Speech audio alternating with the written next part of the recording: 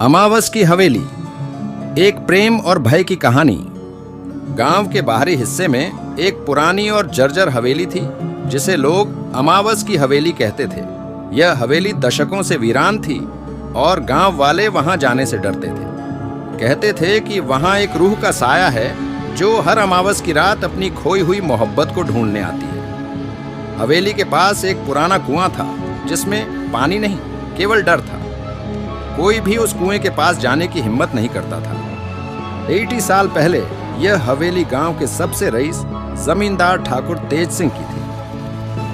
हवेली में उनकी खूबसूरत बेटी अनुराधा रहती थी। अनुराधा के सौंदर्य की चर्चा दूर दूर तक थी, लेकिन उसका दिल गांव के एक साधारण युवक विक्रम के लिए धड़कता था। विक्रम गरीब था लेकिन साहसी। वह अनुराधा से सच्चा प्यार करता था। दोनों अक्सर हवेली के पास वाले जंगल में मिलते और साथ जीने मरने की कस्में खाते। हालांकि अनुराधा का परिवार इस रिश्ते के सख्त खिलाफ था। जब अनुराधा की शादी गांव के एक रईस आदमी से तय कर दी गई तो दोनों ने भागने की योजना बनाई।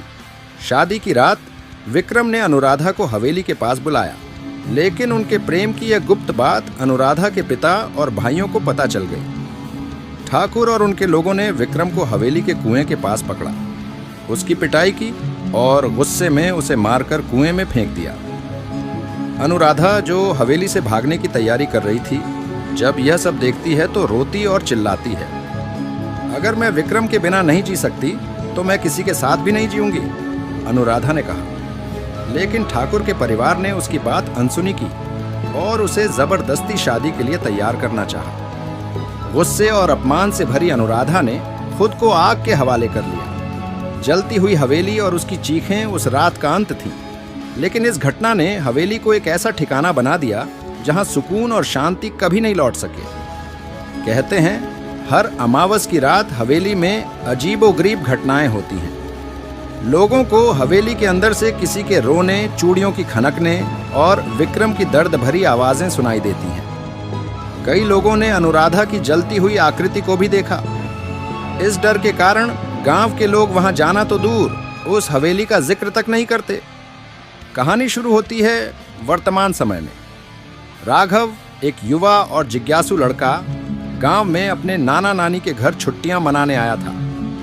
उसने गांव वालों से हवेली की भूतिया कहानियां सुनी, लेकिन वह इन बातों को अंधविश्वास मानता था। उसने ठान लिया कि वह हवेली की सच्चाई का पता लगाएगा। अमावस की रात राघव अपने 3 दोस्तों के साथ हवेली पहुंचा। उसके दोस्त डर रहे थे, लेकिन राघव ने मजाक में कहा, भूत प्रेत जैसी कोई चीज नहीं होती, यह सब मनगढ़ंत बातें हैं। हवेली में घुसते ही अजीब सी ठंडक महसूस हुई। जैसे ही उन्होंने अपने टॉर्च जलाए, हवेली का मुख्य दरवाजा अपने आप बंद हो गया। राघव ने इसे हवा का झोंका समझा और आगे बढ़ा। अचानक उन्हें कुएं के पास से चूड़ियों की खनक और किसी के सिसकने की आवाजें सुनाई दी।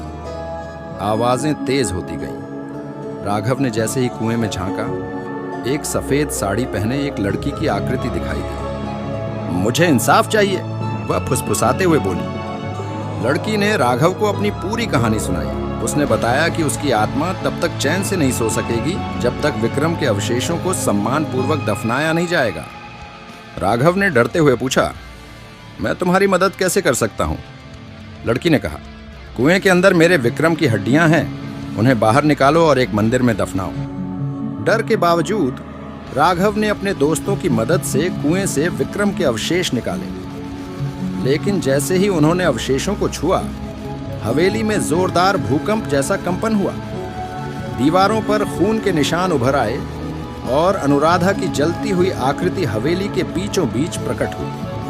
राघव और उसके दोस्तों ने जल्दी से अवशेषों को पास के शिव मंदिर में दफनाया। जैसे ही यह कार्य पूरा हुआ, हवेली में आग लग गई। अनुराधा की आत्मा ने विक्रम की आत्मा के साथ मिलकर हवेली को छोड़ दिया। राघव ने राहत की सांस ली और अपने दोस्तों के साथ घर लौट आया। लेकिन उस रात उसकी खिड़की के बाहर चूड़ियों की खनक और धीमे धीमे सिसकियों की आवाजें आती रहीं। क्या अनुराधा सच में मुक्त हुई थी, या फिर यह उसकी आखिरी विदाई थी?